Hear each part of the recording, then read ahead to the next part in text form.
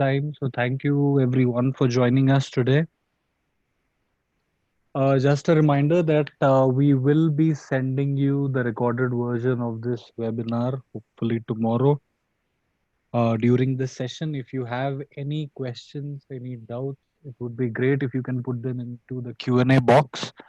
It will be easier for us to respond to your questions and doubts. Please don't put them into the chat box.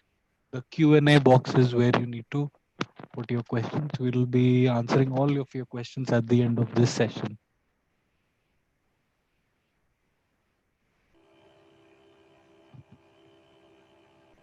Fine. I hope you're all well and safe. We can start the webinar now. I'll just quickly introduce Walkingtree for anyone joining us for the first time. Walkingtree is a technology-focused company with our core focus on designing and building cross-platform web and mobile applications, perform system integrations, enable digital transformation. We also specialize in data integration, data analytics, migration from legacy to modern systems, cloud migrations, and of course, perform UX design. Apart from end-to-end application development, we also provide custom solutions to enterprises for web and mobile and very specific services within the software development lifecycle like UI, UX design, microservices, DevOps, and cloud. Our flexible staff augmentation services provide clients with on-demand skills and resources to help them meet organizational and business objectives. And lastly, we also help you to implement certain solutions like employee assessment. We are also one of the key partners for implementation of Digit, which is an open source platform for urban governance. Coming on to the presenters of the day, we have two presenters. Amita has a total experience of almost 2 decades. She is among the few Sencha certified trainers in Asia and also has been conducting EXTJS training programs offered by Sencha and Walkingtree. Abhilasha has a total experience of 16 years and a core strength lies in designing and building complex cross-platform applications using Angular, React, and Flutter. Now, just before we move on to the agenda and the main presentation, I'll just remind you all once again that if you have any questions, please do leave them in the Q&A box. Over to you, Amita. Hi everyone. Today we are going to discuss handling of application state with the help of stateful widgets and setState method. So before we come to that, we are first going to talk about what is a stateless widget, what is a build method. Build method is an important method in either a stateless widget or a stateful widget. So we'll see what is a build method. What is state? What is a stateful widget? How is it possible for a stateful widget to manage the state? How is it different from a stateless widget? And then stateful widget manages state in conjunction with the setState method. So we'll talk about the setState method, and state can be local or global. So we'll first see what is local state, how we can manage that, and how we can lift the state up so that it can be shared in different parts of the application. Then working on callbacks, as far as Flutter is concerned, passing functions through constructors is a very common pattern in Flutter. So we'll see how we can pass functions through constructors, the callbacks, so that event is firing on one widget and it is being handled at the parent level. So we'll see how we do that. And then if our application becomes very complex, then maybe managing state with stateful widgets can become a little cumbersome.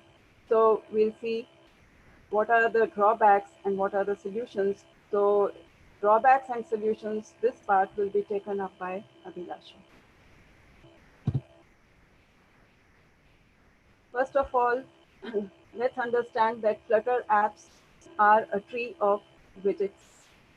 So for example, if we look at the small code, my app, it's a class my app that extends stateless widget, and it has a build method, which is always, we must always override build method in a stateless widget, which returns children. So my app will become the root of the application, root of the widget tree, and then it will have a child, that's the material app. Material app's home property here is creating the center widget. So center widget will become the child of material app, and center widget has got a child text, which is showing the string hello world. So text will become the child of the center widget. So like this, a widget tree will be created in the memory. It's going to create a tree-like structure, and all these will be the nodes and the child nodes in the widget in the tree hierarchy. And finally, this is the output that we are going to see on the screen. Hello world will be in the center of the screen because center is a layout widget. So that is how this widget tree is created, and then these widgets are rendered on our device screen. So what we need to understand is that whenever we are creating any class and it is getting executed, it is going to create a tree of widgets. And the whole application itself is also a tree of widgets only. So these Flutter widgets that we saw just now, material app and center and text, all these widgets, they are provided by the Flutter framework. And these widgets, as far as state management is concerned, we can categorize them as stateless widgets or stateful widgets. And inherited widget is also there, but for the time being, we'll just consider stateless and stateful widgets. So how are they different and what do they mean? A stateless widget never changes. For example, text widget, icon, button, image, all these widgets which never change their appearance, they are called stateless widgets. For example, in the last slide we saw that we said text hello world. So it will show hello world only. Until and unless it doesn't manage any state. By no way can I change that string inside the text widget unless and until on its own it cannot change. So it is not maintaining any data inside it by which the text widget can change its state, its appearance. Or let's say, for example, an image. So whatever URL we pass to the image, it remains that image only unless and until a new URL is passed to it. So those are stateless widgets, and stateful widget can change its appearance in response to user interaction.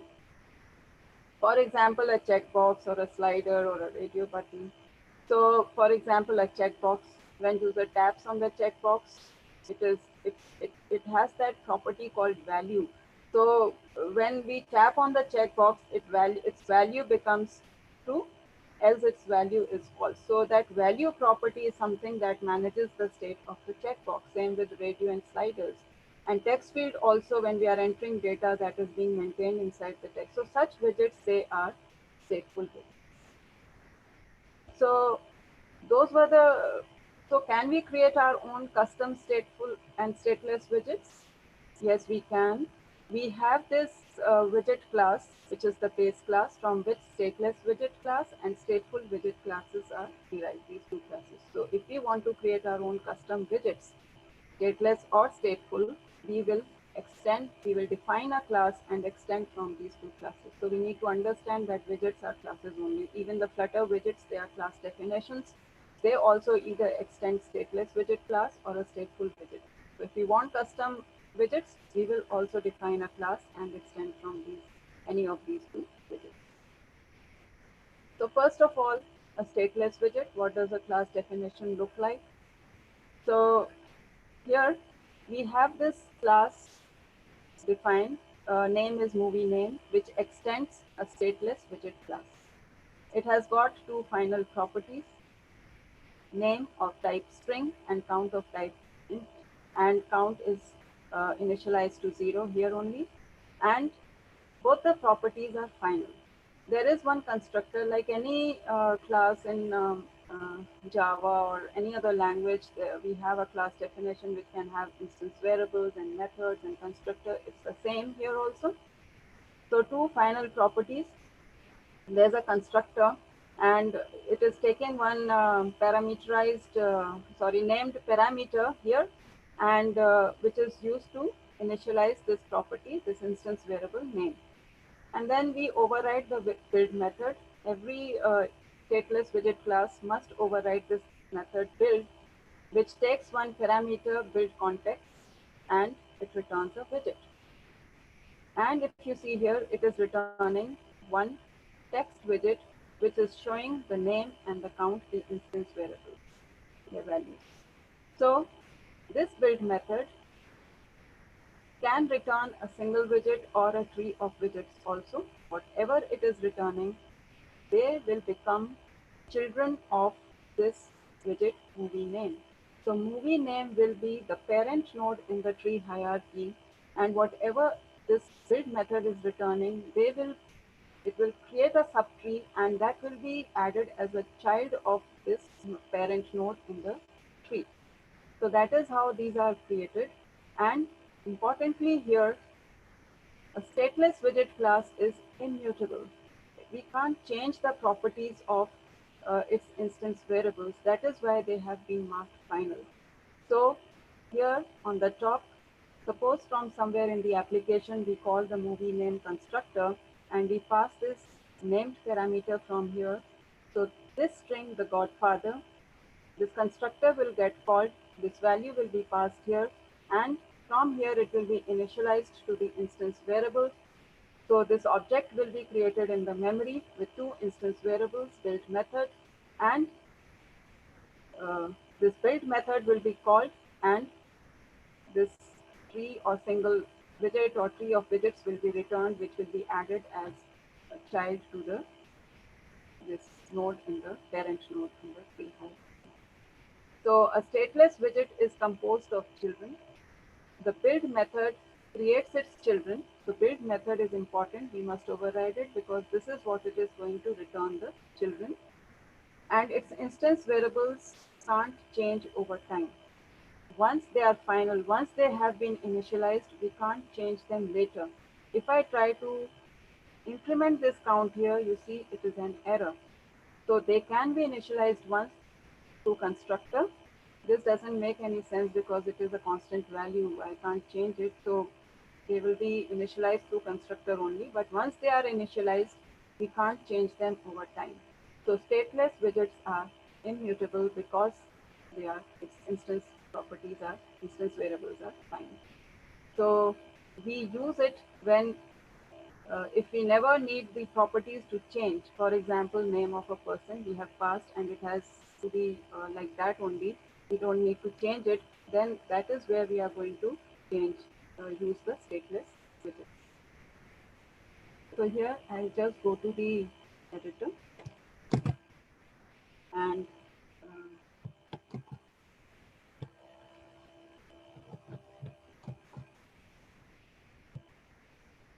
we'll see how we can define this.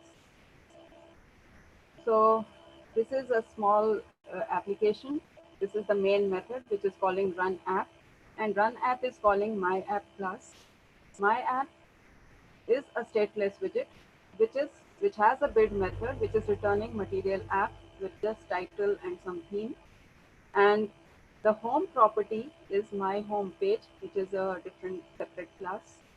So this is class my home page, which is again a stateless widget, and its build method is returning scaffold, and it has an app bar with some title and column, and then this is movie name. So this is the class we are going to work on. So movie name constructor is getting called, and this value is being passed. So if we come to this movie name class here, which is a separate class, it is a stateless widget, same code as we saw in the example. So two final properties and constructor and build method, and I've added the center widget so that text shows in the center, and it is just showing its instance variable. So if we run this code, and you see this is how it looks like. So this is the name property and this is the count property. Now if I try to, it's final.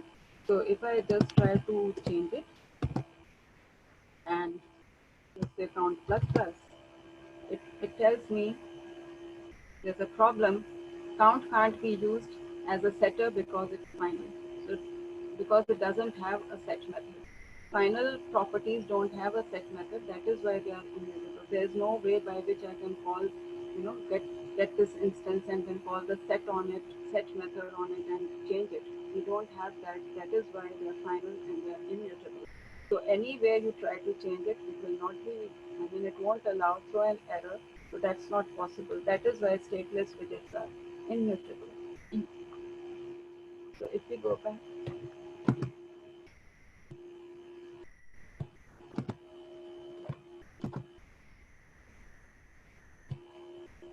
So here, widgets are just another thing that widgets are just blueprints. Whether it's a stateless widget or it is a stateful widget, widgets are just blueprints. They are just configurations.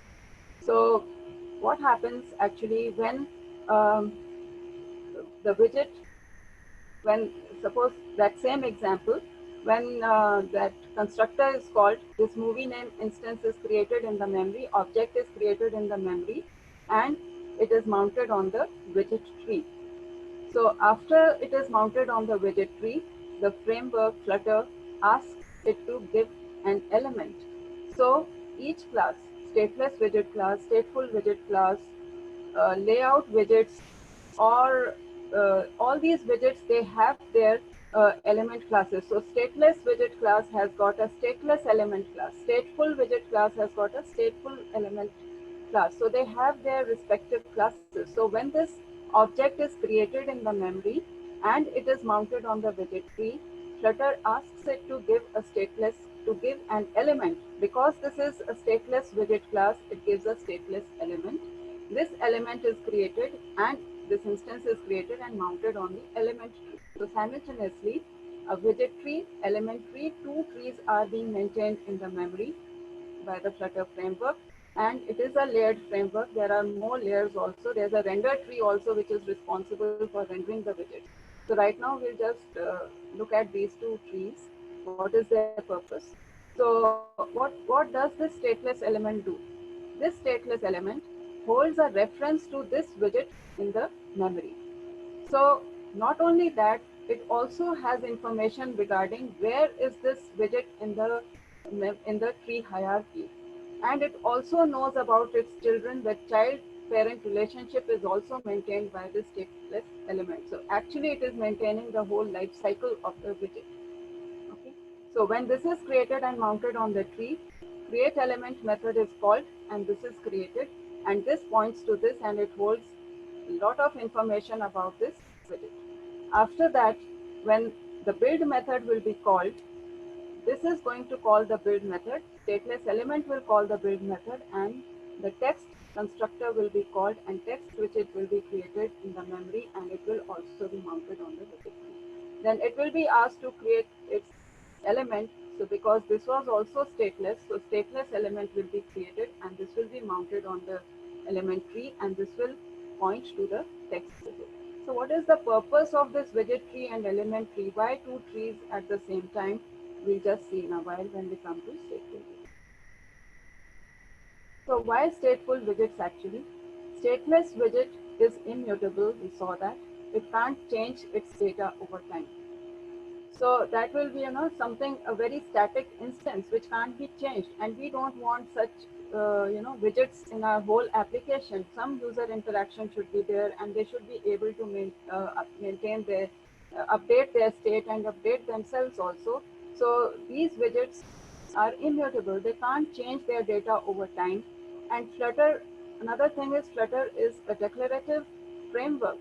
It does not provide an easy way to set call the set methods or update methods by which we can change the data and we can update the state. That's not possible. Flutter is declarative. It rather prefers to rebuild the tree rather than mutating the tree. So uh, so Flutter, because Flutter is declarative, so a UI needs to be rebuilt on state change. So it doesn't allow us to have set methods and mutate the widget. Rather than that, it prefers to rebuild the widget. So but stateless widgets don't have any way by which they can trigger their build methods. So that is the limitation of a stateless widget.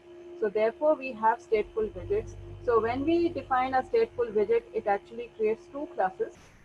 One, uh, one will be a stateful, one will extend the stateful widget class, which will be just like a stateless class only, which will be immutable.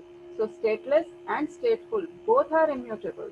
You need to remember that both are immutable, but still it can change its state because another class will also be created, which will extend the state class, and this is the class that is going to maintain the state of the stateful widget. So two classes, one will be holding the configuration of the widget, what the widget should look like, and second, the state class will hold the state of the widget so that it can update itself, and when it updates itself, the stateful widget class will also get updated. So here we work with two classes. So what is actually state?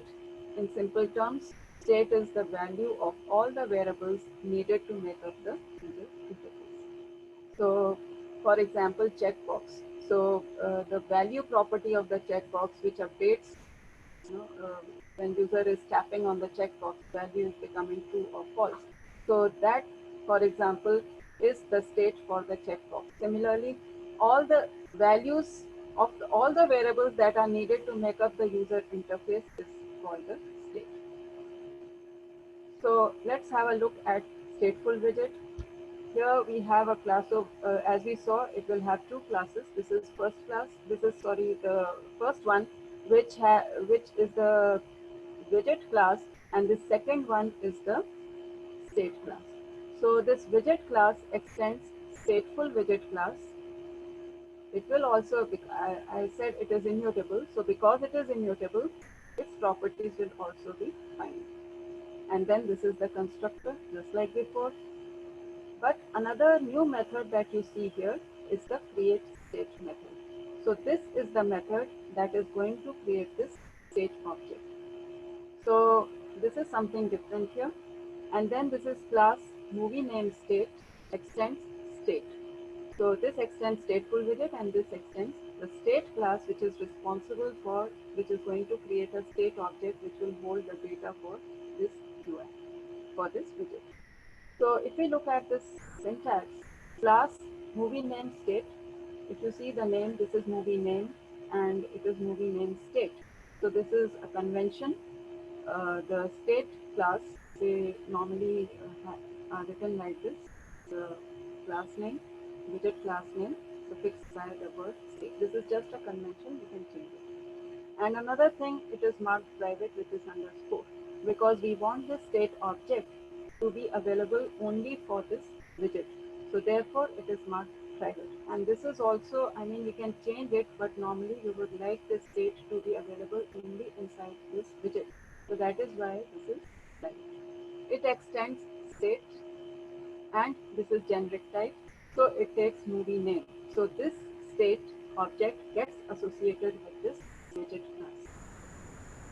Then it has one property called count. In the previous stateless widget class, count was here. Now count has been moved here because we want count to change. When the count changes, here I have put this text widget inside a gesture detector so that I can make this clickable or tappable. So when this text widget will be tapped, this handler will be called, and then we see the setState method here, which increments count. Because I want it to increment, this count variable has been moved inside the state object. So this state object that will be created is going to hold one instance variable, one property called count, and this is no more final, right? So that is why I can update it. So how does this whole thing work?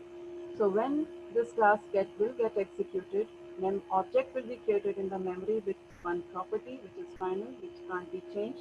It will be initialized using the constructor. Then it is going to call the create state method, and this object will also be created, and it will be associated with the class, widget class. Then this state object will have one property count, which is not final. After that, the build method will be called. This widget key will be created, and when the text will be tapped, this handler will be called. Set state method will be called, which is responsible, which will go and set this count property on the state object. So this set state has got two responsibilities. One, increment this count or whatever we are doing here, do this work and go and update this property in the state object. So it's not that only here it will be incremented, it will also be updated in the state object. And then second responsibility it has is trigger the build method. So it's going to trigger the build method. So build method will be called this whole tree. As many widgets are there, this whole tree will be recreated. All these widgets will be recreated and they will be added. Fresh copy will be added to the widget tree. Old one will be discarded. It will be garbage collected. New ones will be created, added to the widget tree. And the new ones will be, because the state has been updated, the new widgets will be using this new updated count property. And so this set widget will show a new value on the screen. So it's not that by some set method I have changed it. I have not done that. Actually, set state has been called, which is incrementing and updating the state object. This whole widget, then the build is being triggered. Whole widget tree is getting created. Text is also getting created. So the constructor is getting called. So the text constructor will get called. New instance will be created, old one will be discarded, and it will be mounted on the widget tree with new values. So this is how Flutter works. It rebuilds the widget tree when some state changes. So that is how stateful widgets work. So if we look at this diagram here, so this instance is, this constructor is getting called with this value. So object is created with this godfather and count is 0. And when it is tapped, the setState method is called. SetState increments the value of count, plus it also goes and updates it in the state object. Then after that, it marks that element as dirty, and because it is dirty, the build method will be called, the whole subtree will be created, and it will be mounted on the widget tree, and then we are going to see the new value. So let's see this in the editor.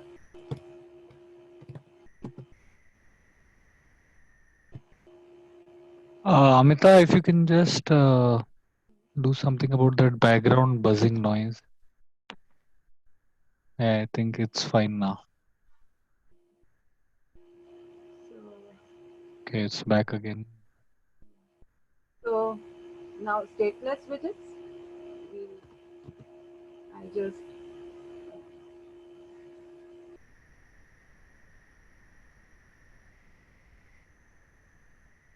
so this was stateless, it's the same thing.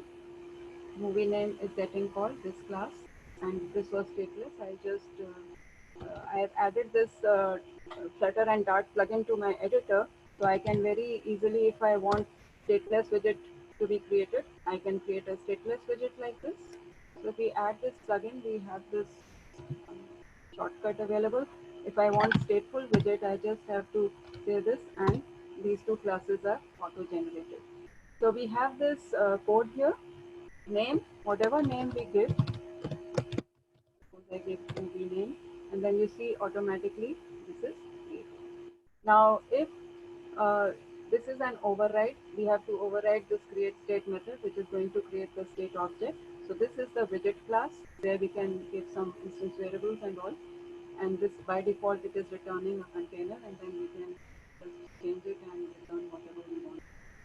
So this is how we can. I already have this code here. The same example. So now,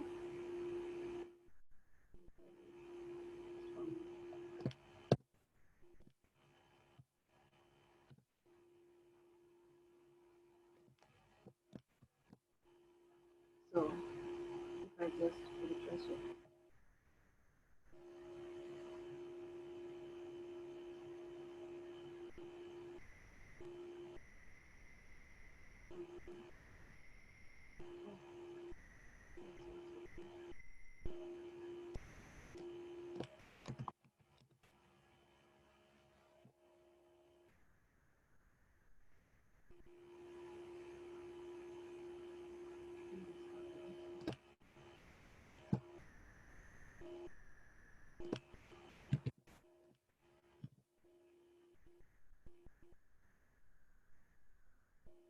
There's the detailed widget class also. So this constructor is there. Override I don't want. Build I don't want.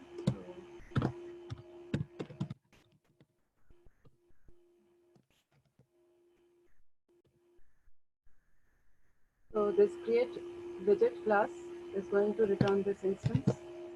So it returns this and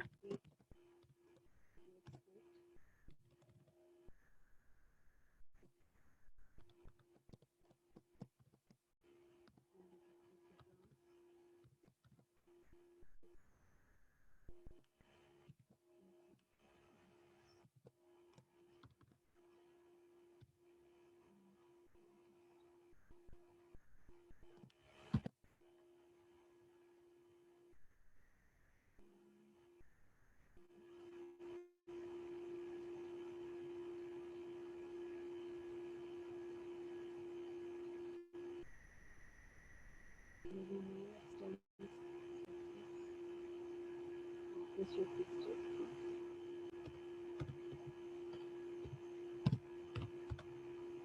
Okay. So we have the stateful widget class count property. I will move below. So and then there's this constructor, and we are creating this state object which has this count and this will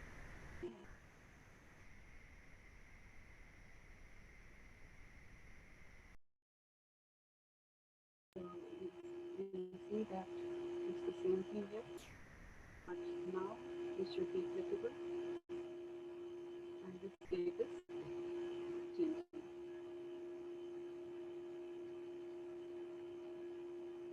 So I can increment this count. So that's the stateful widget, which is being state is being maintained by this property which is inside the state object. And as I am clicking on it, the setState method is getting called, which is implementing count, going and updating it in the state object, and then also build is getting called, and so this whole widget tree, whatever is there, it is getting rebuilt, and new text widget is rendered on the screen with new values. Another thing that you notice here, this widget property here, widget.movie name. So it is taking this value from the widget class and this value from the state object. So it has access to both. From the widget also it can take the values, and from the state object also if I just print count here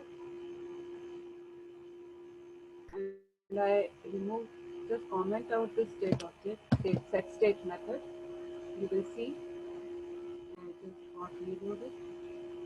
When I'm clicking on it, nothing is changing. Okay? Because setState is not there, count is changing.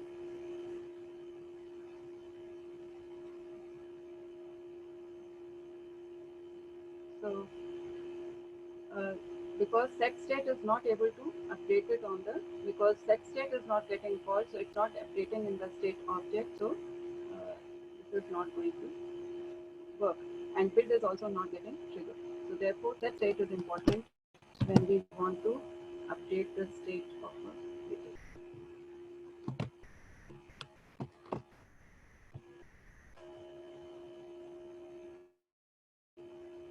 So now let's see what was the role of elementary here. So the same example which we've seen before, movie name widget will be called, instance will be called, constructor will be called, instance will be created, when mounted on the widget tree, it's going to create it. Because it was stateless, it's going to create a stateless element. But this time it is also going to create a state object with initial value of count. So this will also be there. So what's the role of the stateless element? It points to, it holds reference to the widget, and it also holds reference to the state object. So it has access to both. So after this is done, stateless element calls the build method of its widget.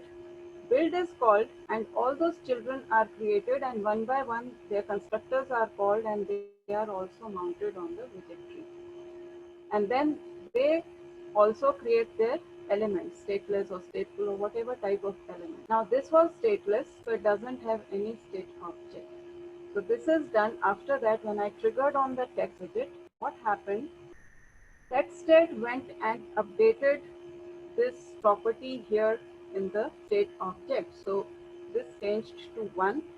After this change to 1, it marked this element dirty. Right? So this element was marked dirty, and when this element was marked dirty, it knows that it has to go and call its widgets build method. So this widgets build method was called, and text widget was recreated. This old one was thrown away. This was created, and now this is mounted on the widget tree with an updated value of text, because you saw that it has access to this name property also, and it has access to the state property also. So it gets updated, and this is the new one that is mounted. So widget tree is rebuilding, but element tree is not rebuilding. This stateless element, because this has changed, stateless element is going to update its reference to the new one. So now instead of pointing to this, it will now point to this new text widget. So now when this will go for rendering, this widget tree is not referred to, it is the stateless, it is this element tree that is referred to. So when the render object or the render tree will go and repaint or re-layout it on the screen, it is this stateless element tree that is going to, element tree that is going to be referred. So that is why these two trees are there. Widget tree gets rebuilt again and again, maybe many times in the app life cycle, but element tree remains where it is until and unless this movie name is also changed by the parent. So if that is changed by the parent, then this will also change, and stateless, this element will also change. But as far as this is there, this build method will be called and children will be rebuilt. So it checks that is it of the same type. So this is text before and this is text now also, so it just updates its reference. But if text was changed by something else with padding widget or something, then of course this will also change. But as far as runtime type is same and key is same, this remains as it is, only it is its difference. So state, it can be local and it can be global. Local state is when it is needed only inside the widget and not across the application. For example, when we select a tab in the bottom navigation bar or in the tab bar, we select a tab. So that information, that page selected is, tab selected is needed inside. If it is needed inside that widget only, then it is local. Or when we are doing pagination, which page we are on, if that is needed only inside that widget, then it is local state. And if state is needed outside the widget also across different parts of the application, then it is a global state. So for example, we do some settings on a WhatsApp application, and those settings are needed in different parts of the application. Or we select a favorite meal, and then it has to be sent outside. That data has to be given to other widgets also, so that, for example, the favorite page where all the favorite meals have to be shown, or cart in a e-commerce application, so that's what forms the local state. So local state, for example, let's say we have this movie app where we are just showing the names of the movies, and user can mark the movie a movie as favorite. So this is a list style which has got two children, the text widget and an icon button. So here we have a movie list view which shows a list of movies, list of movie tiles. So right now we are just showing one here, and this movie tile has the text widget, which is this movie name, and it has an icon button which is showing. Suppose we have this kind of subtree in our application, and we want this to be clickable, tappable. So how do we do that? This icon on its own is stateful. Icon button is stateful, so it doesn't have any state. So what we are going to do is we are going to take one variable which is going to toggle the state of this icon button.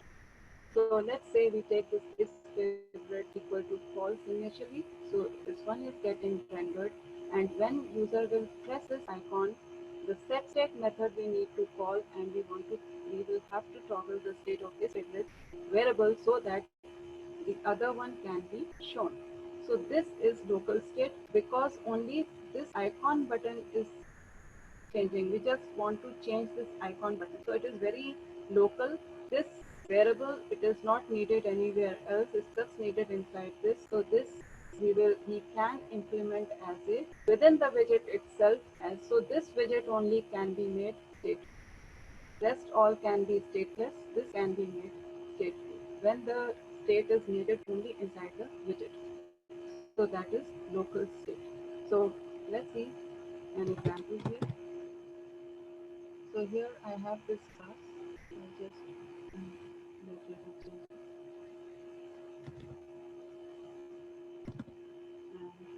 here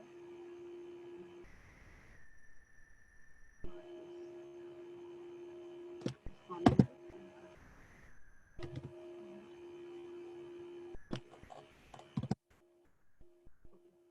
So it's same thing here. My home page. It calls movie list view, and movie list view class is here. It is returning a list view for I'm just hard coding two list tiles here, movie tiles here, and so one is passing this string and the other one is passing this. So if I go to this class, this is movie tile, which is a stateless widget, and it has got one property, movie name. So this is the name that is coming from the main class, and movie tile constructor which is initializing that. And here this is the build method which is returning a list tile with two children, text which is showing this movie name, and trailing property, it is this favorite icon. So this I have taken as a separate class because only this is for that icon button. Because state was needed only inside this, so it can go inside this as a separate class. So this is stateful. Again, two classes here. I don't need anything here because I'm not passing anything from this constructor here, so no properties here. And this is the state object class, which is going to create a state object. And this variable that is going to maintain the state of the icon, it is here initially false. And this also is private because the class is private, so this is false style. Now, based on what is the value, this is the build method, it just has one child icon button. Based on this property here, if it is true, I am showing this favorite icon, and if it is false, I am just showing the border icon. So initially it is false, so this one is showing, and both have got the onPressed event when it will be fired. This will be called, and inside that state method is getting called, which is talking this variable. Here also the same thing. So if I just run this.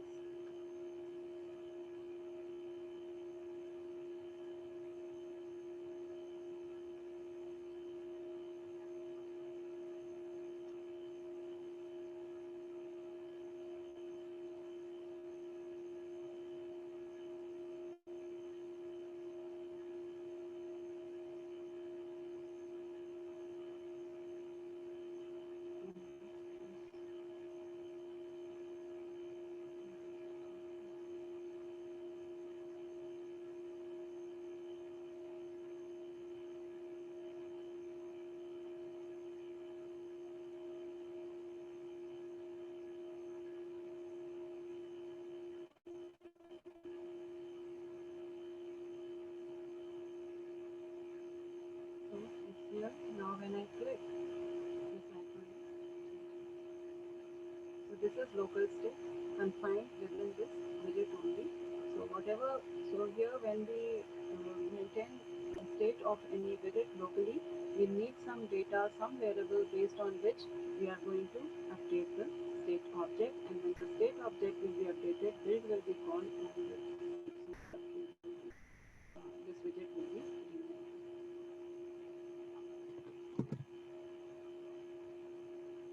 Now global state, let's say when I click on this icon, I also want to uh, just change the color of this text to little brighter one.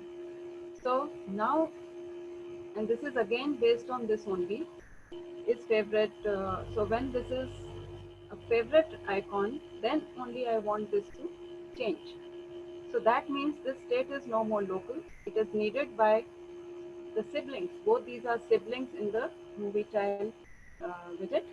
So whatever is happening here is needed here also, so that the state of this widget can also be changed.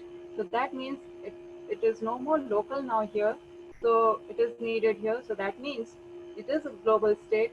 So how can we do that? Both are siblings. So if both need the same state, same data, same state, we can move one level up to the nearest parent and we can lift the state up. So we can make it global, we can lift the state up.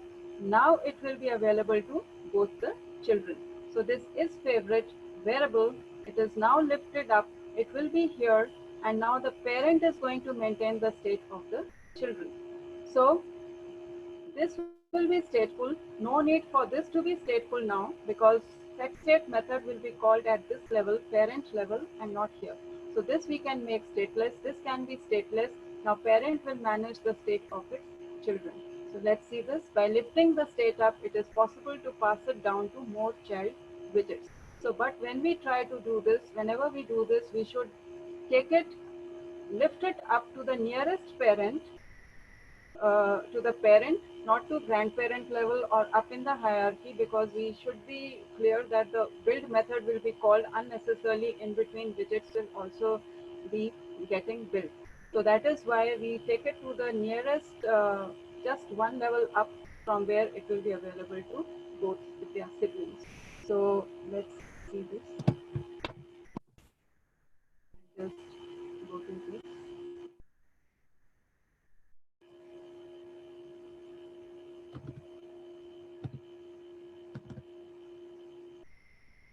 So now if I run this,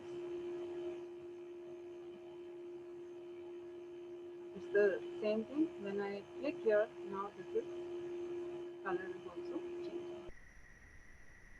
So how have we done this? Let's look at the code. Now this movie tile, the parent widget class is extending from stateful widget class.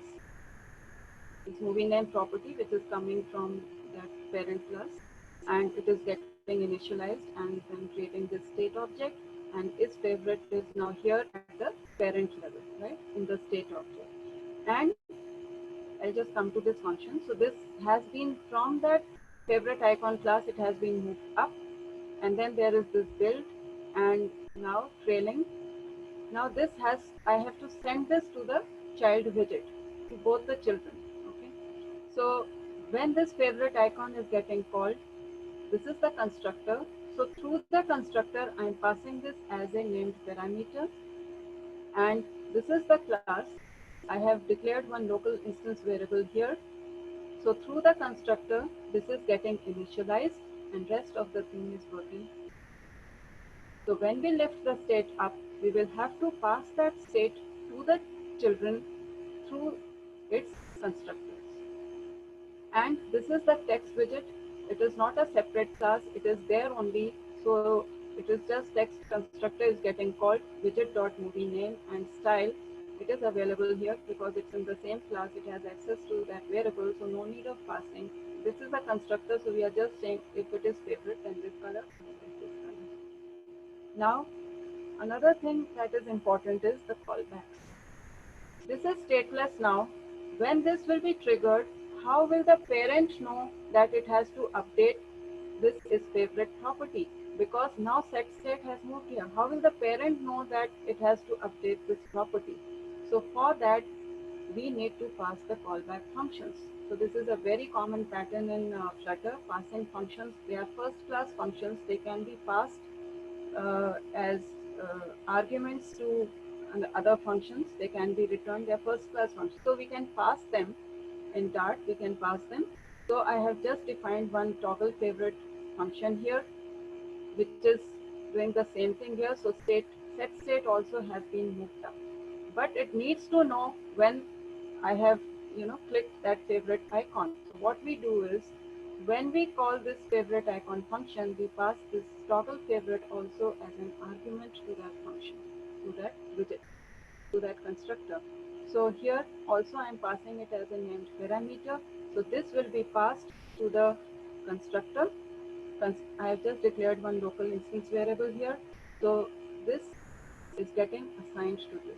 So whatever I am passing, the reference of the functions are passed by reference. So this is holding a reference to this function. So when I pass it, that reference is assigned to this. So now when it will be pressed, this handler will be called, which is what it is actually holding a reference to that function. So it will actually, the event is getting fired on the child widget, but it is getting handled at the parent level. So when it will be handled here, it is going to toggle this favorite, and because favorite has been passed to the children, they will be able to update their state.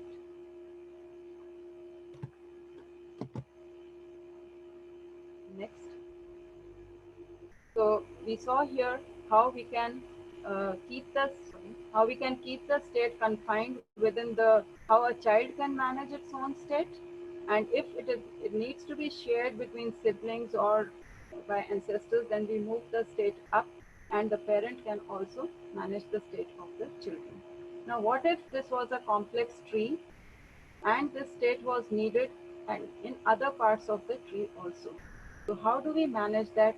What are the drawbacks and what are the solutions? Will Abhilasha is going to talk on that. So over to you, Abhilasha. Thank you, Amita. If we take forward the example which we saw just now, so this is one scenario where we are trying to give the count of the favorites on the top level.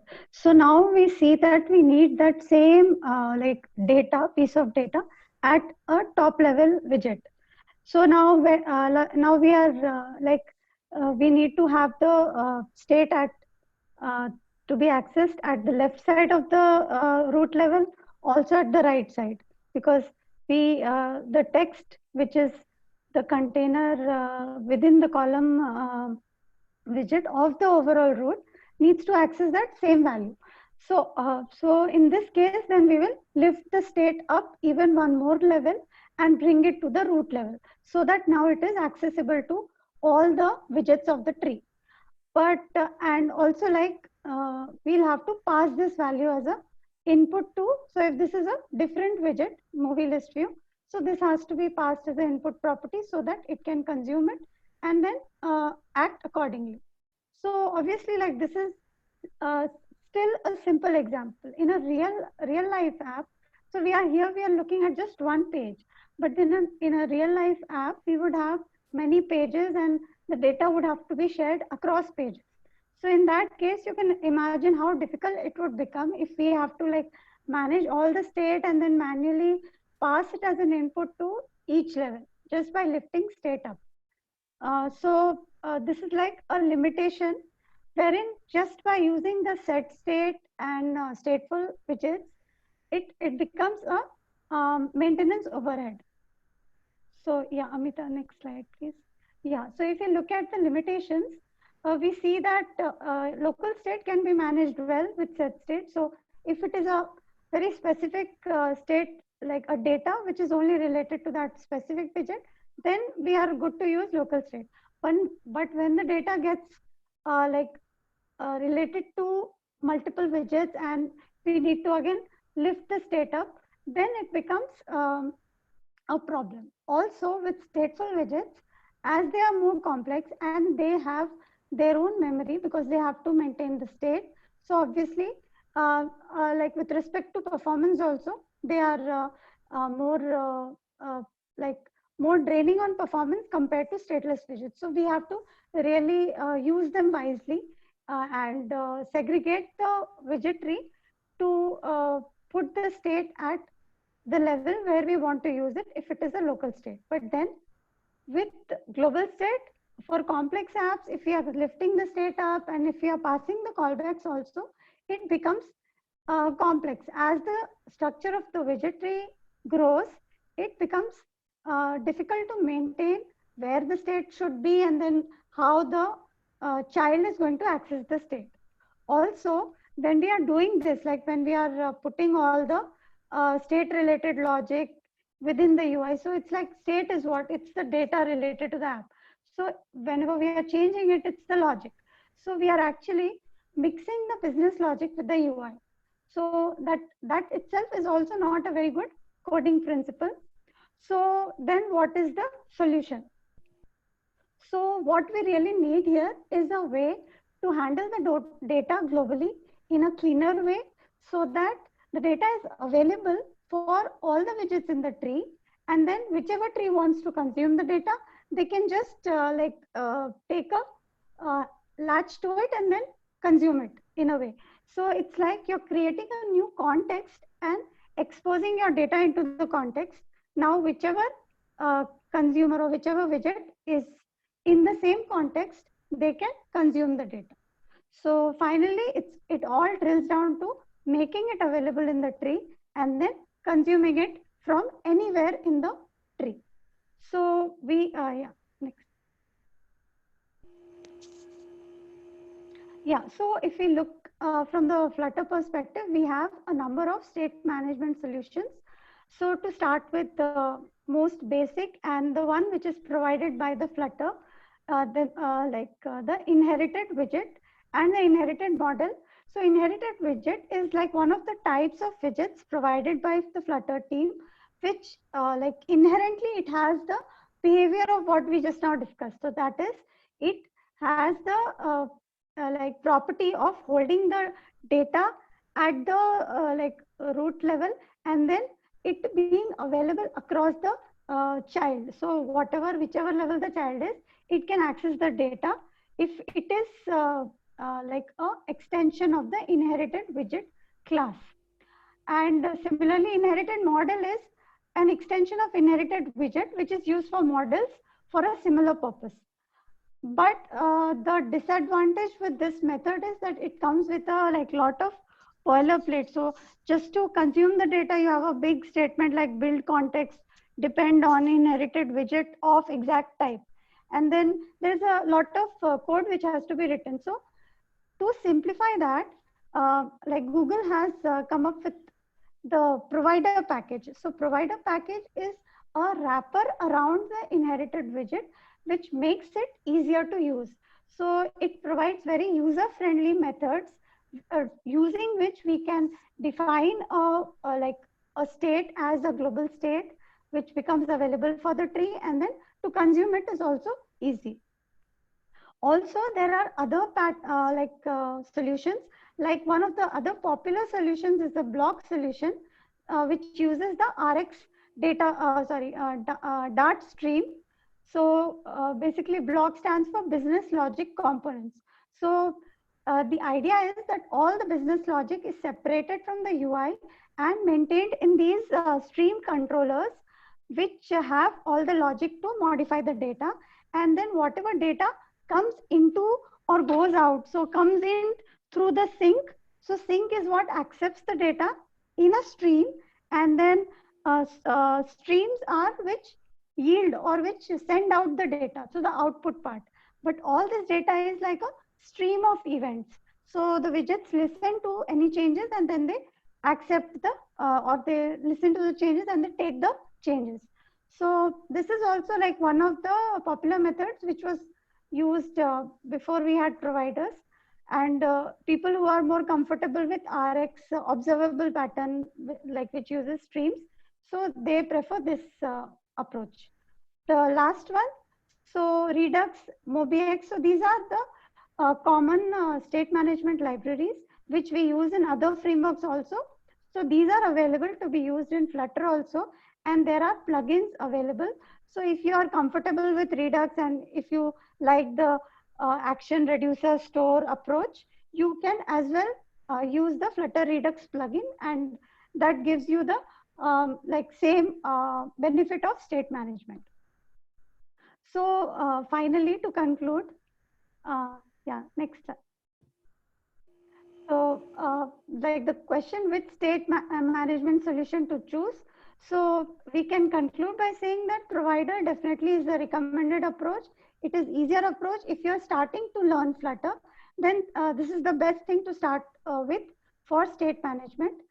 But if you have any project specific needs, like if you're using, as I mentioned, like RX streams, observables, you can go with block pattern. Or if you want to use Redux or MobiX, so even those approaches you can use. So that is just based on the really specific project needs or the team expertise and choice.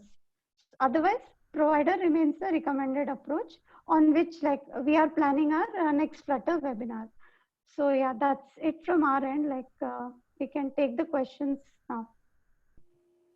Right, I can see that Abhilasha has answered most of the questions. We just have one right now from Amaya asking, do you have any GitHub repository for these examples?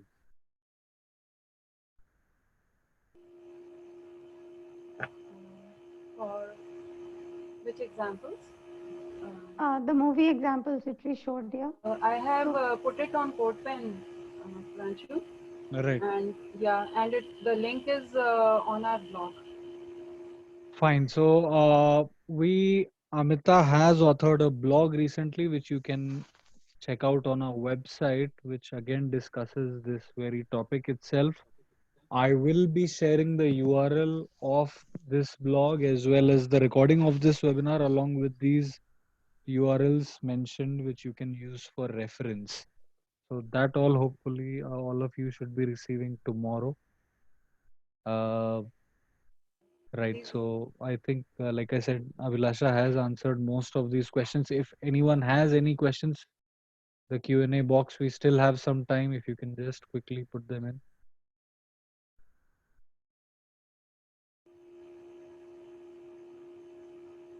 Right, we have one from Amaya. I have one scenario regarding updation of items in shopping cart. So this is something throughout the whole app. It would be great if you can cover this one. so you can actually like if you want to use with the stateful widgets only, then yeah, you would have to structure your state as something on the top of your widget tree, because it has to be accessed in your shopping cart, and if you have other pages showing the summary of your order and all. So yeah, you can do it that way, or otherwise you can use the provider pattern, and you have all the like all the data. So the data to fetch the items, to add item, to remove item from shopping cart. So all the different operations you want to do on the shopping cart, all those you can put in a provider, and then make it available throughout your widget tree. So if a page you have to like add items, so you can just call it through your provider. So that will become easier. What is difference between run app and material? so run app is like main function in Java. You know, the function that actually runs the application. It's an entry point in our application. So it is going to run our root application, root class. So the application will start from there. So it's like main function in Java, something like that. Hmm? And then run app will call my app, and my app will become the root widget of our application. And material app is something that is related to material design. So all these widgets that we have used, they are material widgets. We have Cupertino app also. So if we want to use material design, then we say material app. If we want to have Cupertino design, we say Cupertino app. So what these widgets, when we put these widgets inside material app, we get all the material design. So the colors and all those we get. So yeah, Abhilasha, reactive, React Native, and Yeah, so basically, like both React Native and Flutter are like the most popular for cross-platform mobile development, and both have React Native is much more mature in some aspects, because Flutter is still like building and progressing. But Flutter is definitely much like promising because of the Dart technologies it uses, and then the like the proximity to, because the engine and the Skia part of how the code gets compiled, so it is close to the native, so it gives a real near native performance when compared to React Native, which is still using JavaScript. So yeah, that is one main difference I can say. what are other layers other than widget tree and element tree? There's render tree also. So this element tree, all these elements in the element tree, they have reference to the render tree also. So each element will have reference to the render object, which is, as we have element, stateless element and stateful elements, there we have render objects which are responsible for rendering widgets on the screen. So they know about the size, the position, the location of the widget in the widget tree. So all that information they have. So this stateless element passes this information to the render object in the render tree. So that is responsible for laying out and painting and repainting of widgets on the screen. So these are three which we as developers can be concerned about. Other layers are also there, which are there. So, but basically, it is these ones that we can think. We may like to know about. Webinar on providers, probably next month. I'm sure. Right. Yeah, Next month. webinar on integrating Google Maps and sending files via APIs to a database. Yeah, we can plan something. What about Xamarin? Uh, I Xamarin is a Microsoft technology, but yeah, I don't have much expertise on that, so I really cannot comment.